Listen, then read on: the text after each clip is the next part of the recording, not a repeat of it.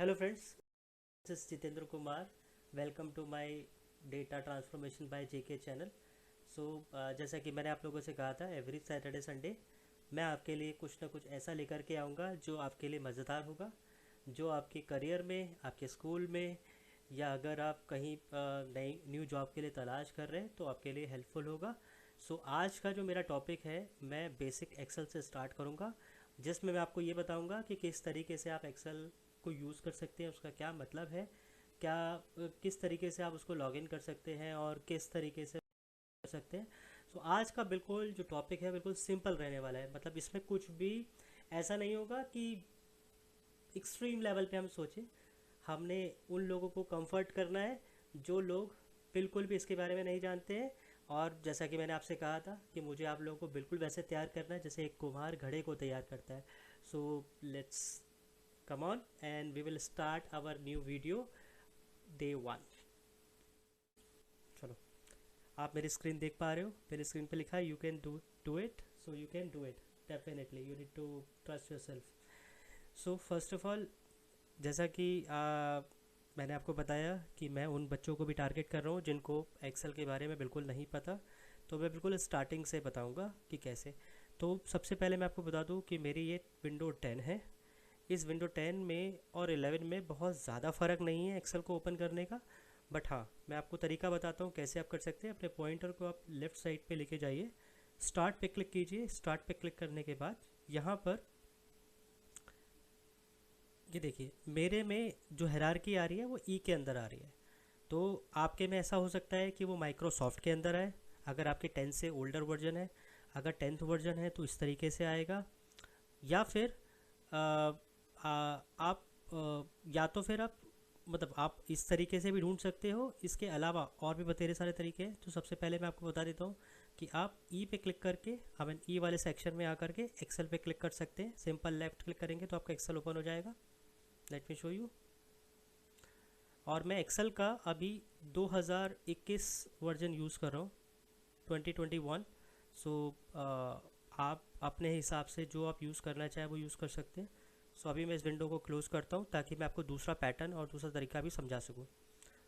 एक तरीका और बताना चाहता हूँ कि अगर आप बहुत फ्रिक्वेंटली एक्सेल अपना यूज़ करते हैं तो आप अपना सिंपल स्टार्ट पे क्लिक कीजिए, और स्टार्ट पे क्लिक करने के बाद आप सिंपल राइट क्लिक कीजिए। राइट क्लिक करके आप मोर ऑप्शन पे क्लिक कीजिए और पेन टू टास्क बार कर सकते हैं। इससे क्या होगा कि ये वाला जो एक्सेल है आपके टास्क बार में आ जाएगा। ठीक है, तो आपको बार बार स्टार्ट पे क्लिक करने की ज़रूरत नहीं है और उसको सर्च करने की ज़रूरत नहीं है। दूसरा तरीका ये है कि आप ये जो एक्सेल आ रहा है इसको लेफ़्ट क्लिक से ड्रैग करके आउट में ट्रैक कर सकते हैं। उससे क्या होगा, ये परमानेंटली आपके डेस्कटॉप पे आ जाएगा।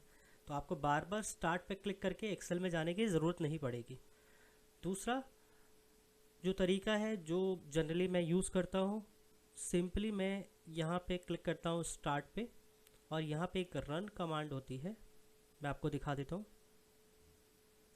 आप सिंपली टाइप भी कर सकते हैं RUN, तो रन आपको मिल जाएगी। आपने इस पर क्लिक करना है। क्लिक करने के बाद सिंपल आपने यहाँ पे टाइप करना है एक्सेल, और उसके बाद आपने ओके कर देना है। ठीक है, तो ये भी बिल्कुल सेम तरीके से काम करेगा। ठीक है, अभी मैं इसको क्लोज कर देता हूँ। जो अभी मैंने रन कमांड खोली थी उसको शॉर्टकट तरीके से खोलने का जो तरीका है, आप अपने कीबोर्ड से विंडो R प्रेस कीजिए, विंडो R। ठीक है, विंडो R प्रेस करेंगे तो आपको ये रन कमांड मिल जाएगी। ठीक है, इस रन कमांड में आपने टाइप करना है एक्सेल और ओके कर देना है। तो जो मैंने आपको पैटर्न बताया है वो थ्री तरीके हैं, मतलब तीन तरीके के तरीके से आप इसको कर सकते हो। मोस्टली मैं जो तरीका यूज़ करता हूँ, मैं विंडो R प्रेस करता हूँ, shortcut key from keyboard, and type Excel manually and then hit enter. तो ये मेरा फेवरेट है और मैं अपने रूटीन लाइफ में इसी तरीके से यूज़ करता हूँ। उसके बाद जब आपका एक्सेल ओपन हो जाएगा तो आपने ऑलवेज ब्लैंक पे क्लिक करना है। बाकी ऑप्शंस क्या होते हैं ये मैं आपको फिर कभी डिटेलिंग में बताऊंगा, क्योंकि आप अभी न्यू हैं। तो न्यू के हिसाब से आपने जब भी आपका एक्सेल ओपन होगा तो आपने ब्लैंक वर्कबुक पे क्लिक करना है। ब्लैंक वर्कबुक पे क्लिक करने के बाद आपको कुछ इस तरीके से दिखेगा। इससे पहले मैं आपको बता दूं, एक्सेल का इस्तेमाल क्यों होता है, क्यों हम बहुत ज़्यादा एक्सेल पे फोकस करते हैं, क्या इसका यूटिलाइजेशन है मार्केट में। तो सबसे पहले आपको बता दूं, अगर हम कुछ भी, ये है, ये जो मैं आपको बता रहा हूँ स्टेटमेंट, ये उन लोगों के लिए है जो अपने स्कूल्स में यूज़ करते हैं, और दूसरे स्टेटमेंट मैं आपको दूंगा प्रोफेशनलिज्म में इसका क्या यूटिलाइजेशन है। सो एक नॉर्मल सिनारियो में एक्सेल का जो इस्तेमाल होता है, अगर किसी तरीके की आपको मैथमेटिकल कैलकुलेशंस करनी होती है तो आप इसको बहुत ही आसानी से एक्सेल में कर सकते हैं। उसके लिए कुछ फार्मूलाज होते हैं, डेफिनेटली मैं आपको गो थ्रू कराऊंगा, लेकिन आज का जो सेशन है वो फार्मूला गो थ्रू कराने का नहीं है, वो एक्सेल से रूबरू कराने का है, सो दैट आपको ये पता होना चाहिए कि जिस पॉइंट पे आप काम करने जा रहे हैं उसको इस्तेमाल कैसे करना है। सो जैसा कि मैंने आपको बताया कि अगर स्कूलिंग लाइफ में आप काम करते हो, स्कूल में हो, तो जनरली इसका जो मेन पर्पस है, किसी तरीके की कोई कैलकुलेशन करनी हो, किसी तरीके की कोई मार्कशीट बनानी हो, या बहुत सारा आपके पास रिकॉर्ड्स हैं उसको मेंटेन करके मैनेज करना हो, तो आप इसको एक्सेल को यूज़ कर सकते हो। ठीक है, ये मेरा पहला टॉपिक। दूसरा, प्रोफेशनलिज्म में हम इसका कहाँ इस्तेमाल करते हैं।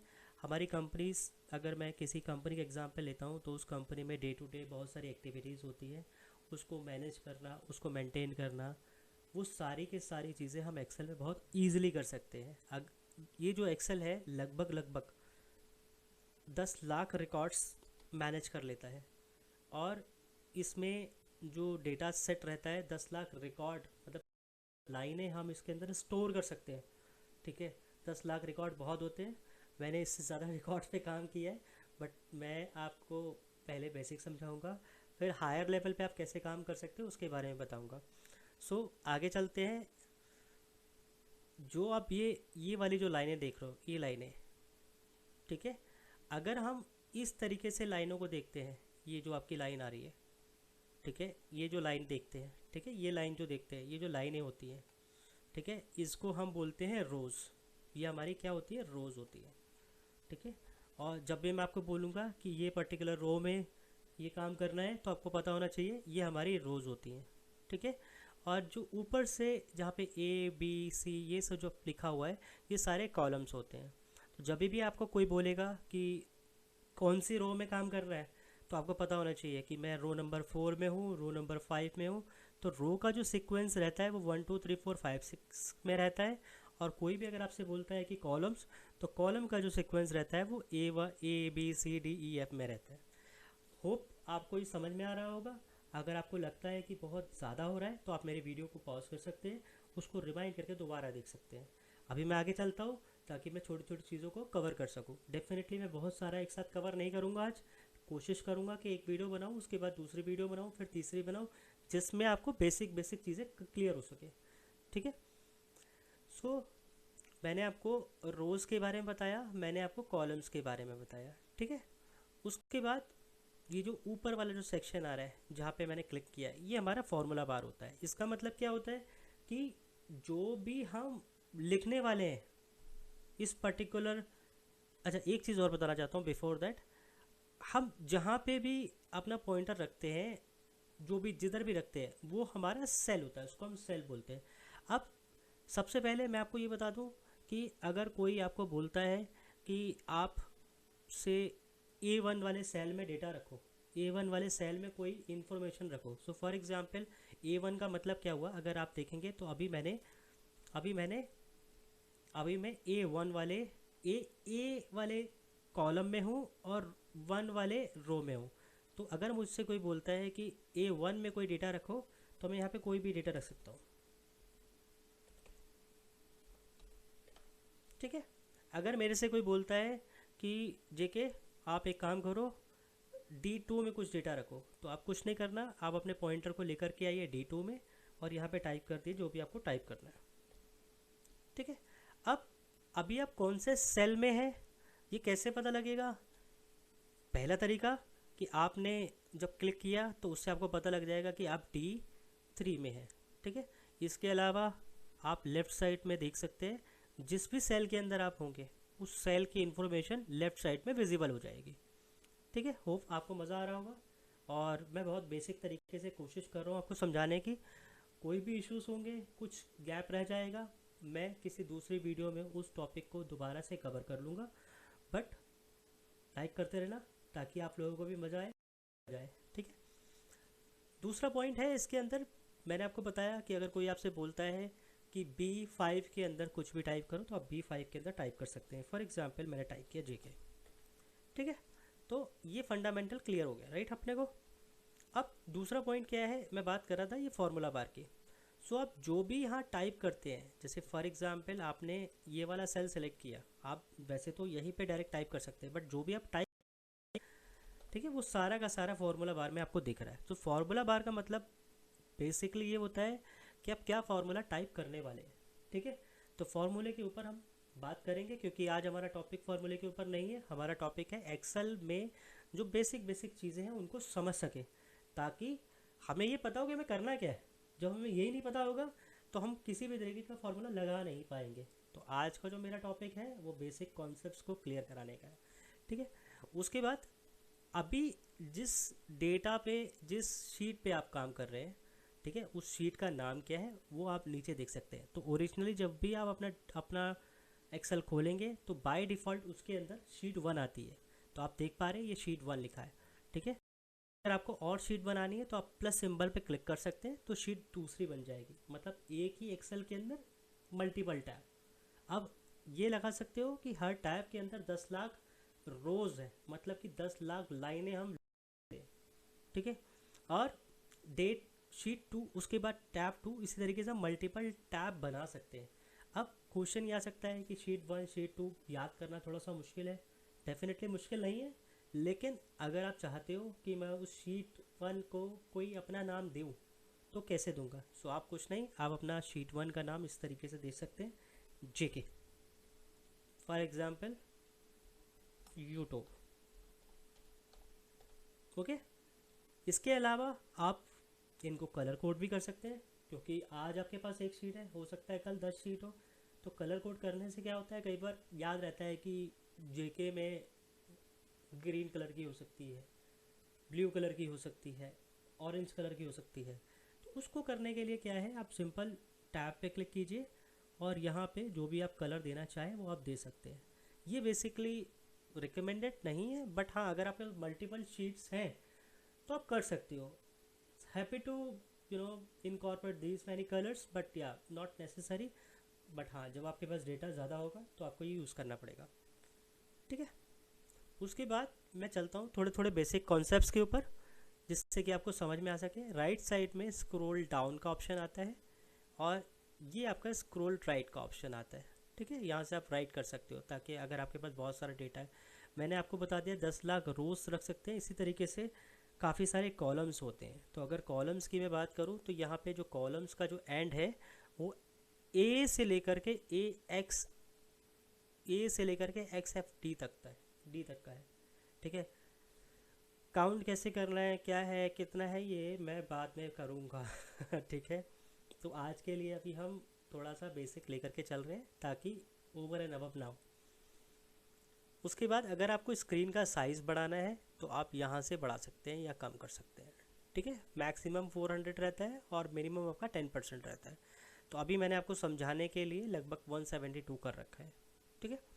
उसके बाद मैं आपको बता देता हूँ कि हमारे टॉप सेक्शन में काफ़ी सारे मेन्यू बार्स, जो ऊपर जो आपको दिखता है, इस बहुत सारे ऑप्शंस दिख रहे हैं, इसको हम मेन्यू बोलते हैं, ठीक है। For that right side corner में ये 3 ऑप्शन आते हैं। एक माइनस का सिंबल बना हुआ है, एक रेक्टेंगुलर बना हुआ है, एक क्रॉस साइन बना हुआ है। सो इसका क्या मतलब होता है, जब आप इस पर क्लिक करेंगे तो आपकी जो विंडो है वो मिनिमाइज हो जाएगी, तो करेंगे तो ओपन हो जाएगी। मिनिमाइज वही विंडो होगी जो आप होगी, और आप उसको दोबारा से ओपन कर सकते हो, ठीक है। उसके बाद मैक्सिमाइज, जब आपकी विंडो बहुत स्मॉल साइज़ में खुलती है कभी कभी, तो आप उस पर जैसे क्लिक करेंगे ये मैक्सिमाइज हो जाएगी, क्लियर। उसके बाद है कैंसिल बटन। अगर आप अपनी विंडो को क्लोज़ करना चाहते हैं, ठीक है, तो आप इस पर क्लिक करेंगे, ये विंडो क्लोज हो जाएगी। अगर आपने कोई डेटा नहीं रखा है, कोई काम नहीं किया, और अगर आप क्लोज पे क्लिक करते हैं तो एक पॉपअप आएगा कि do you want to save this workbook, because आपने अभी यहाँ पे 2 टैब बना दिए, JK और यूट्यूब नेम से। सो अगर आप सेव करना चाहते हो तो यहाँ पे नाम लिख दो और ये फ़ाइल सेव हो जाएगी। सेव का मतलब हम इस फाइल को दोबारा से इस्तेमाल कर सकते हैं, ठीक है। तो सेविंग वगैरह मैं आपको बताता हूँ। तो सबसे पहला जो ऑप्शन है वो है मेन्यू बार। ठीक है, मेन्यू बार में आपके पास मैनी ऑप्शंस होते हैं। तो मैं अभी मेन टॉपिक को टारगेट करूँगा। कुछ टॉपिक्स ऐसे हैं जो हम टाइम टू टाइम कवर करेंगे। ठीक है, तो सबसे पहला जो ऑप्शन है वो न्यू, मतलब अगर आप जो वर्कशीट पे काम कर रहे हो, अगर आप न्यू विंडो ओपन करना चाहते हो, एक नई वर्कबुक ओपन करना चाहते हो, तो आप सिंपल क्लिक करेंगे तो आपके पास एक न्यू विंडो ओपन हो जाएगी। इसमें आपसे पूछेगा जो न्यू विंडो ओपन करना चाहते हो ब्लैंक चाहिए या कोई टेम्पलेट वाली चाहिए। ये टेम्पलेट क्या होते हैं मैं बाद में बताऊँगा। सबसे पहले आप ब्लैंक पे क्लिक करो। जैसे ही आप ब्लैंक पे क्लिक करोगे तो आप देखोगे आपके आई एम सो सॉरी, आपके बॉटम में दो एक्सेल खुले होंगे, एक पहला वाला एक्सेल और एक दूसरा वाला एक्सेल। दूसरा वाला एक्सेल बिल्कुल न्यू है, पहला वाला एक्सेल वो एक्सेल है जिस पे अभी आप काम कर रहे थे, जिस पे आपने दो टैब बनाए थे। ठीक है, तो आपको ये पता लग गया किस तरीके से आप न्यू विंडो ओपन कर सकते हैं। तो न्यू विंडो ओपन करने के लिए आपने सिंपली फाइल पे क्लिक करना है, न्यू पे क्लिक करना है। अब इन काम को करने के लिए शॉर्टकट्स भी होते हैं।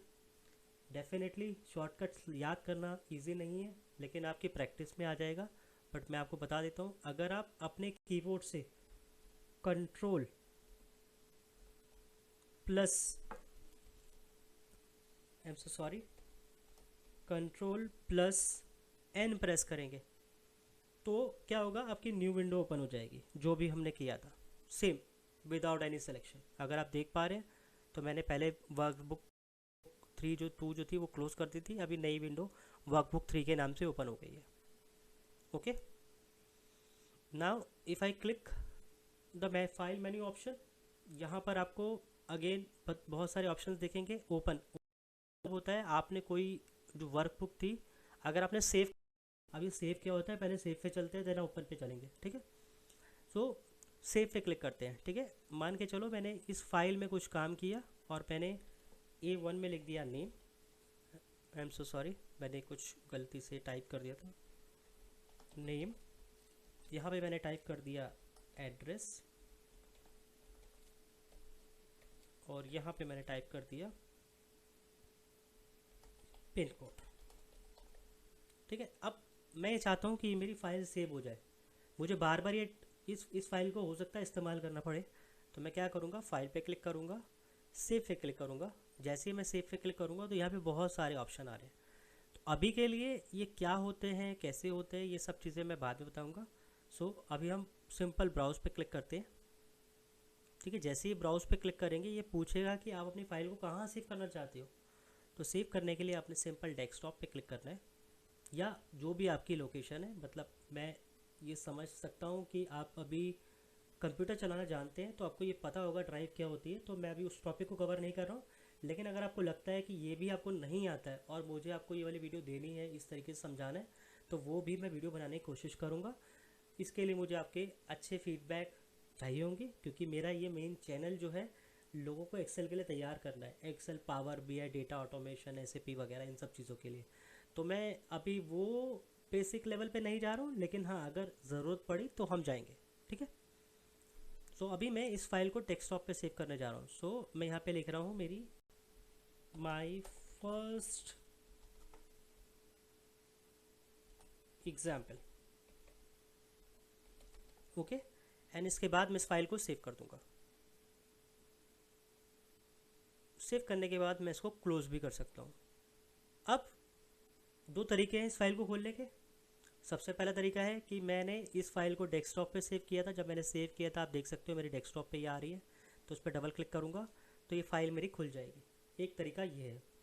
ठीक है, तो आप देख पा रहे हैं वही सब चीज़ें इसके अंदर है। दूसरा तरीका ये है कि मैंने आपको बताया था कि विंडो R प्रेस करो आप और एक्सेल टाइप करो और एक्सेल खोल लो, या फिर आपने जो शॉर्टकट बना रखा है उस पर क्लिक करो। अभी आपने क्या करा, ब्लैंक वर्कबुक पे क्लिक किया। नाउ मैंने आपको सेव बता दिया था, राइट। अभी मैं अपनी वो वाली फ़ाइल को ओपन करना चाहता हूँ जो मैंने सेव की थी। ठीक है, तो आप ओपन पे क्लिक कीजिए, उसके बाद ब्राउज़ पे क्लिक कीजिए, बिकॉज आप अपनी वो वाली फ़ाइल को खोलना चाहते हैं।